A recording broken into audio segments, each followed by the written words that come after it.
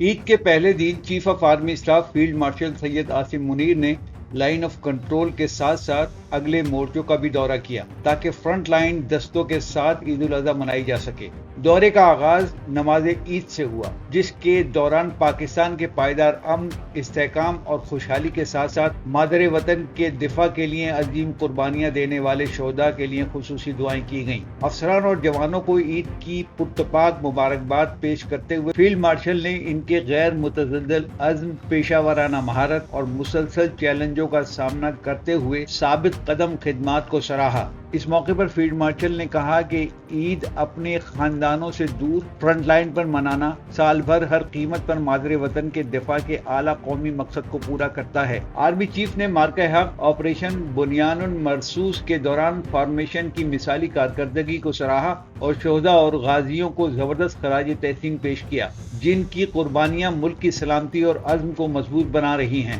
Army chief field marshal Syed Asim Munir نے کہا کہ آپ نے اپنے جرأت مندانہ اور مؤثر جواب کے ذریعے معصوم پاکستانی شہریوں بشمول بچوں، خواتین اور بزرگوں کی جانوں کا ضیاع کا مناسب بدلہ لیا ہے۔ اس موقع پر فوج کے افسران اور جوانوں کے ساتھ بات چیت کے دوران آرمی چیف نے ان کے بلند حوصلے، غیر معمولی آپریشنل تیاریوں اور بھارتی جنگ بندی کی خلاف ورزیوں کا مؤثر جواب دینے میں پرعزم چوکسی کی تعریف کی۔ انہوں نے مسلح افواج کی جنگی تیاریوں پر مکمل اعتماد کا اعادہ کیا تاکہ کسی بھی جارحیت کو فیصلہ کن انداز میں روکا جا سکے۔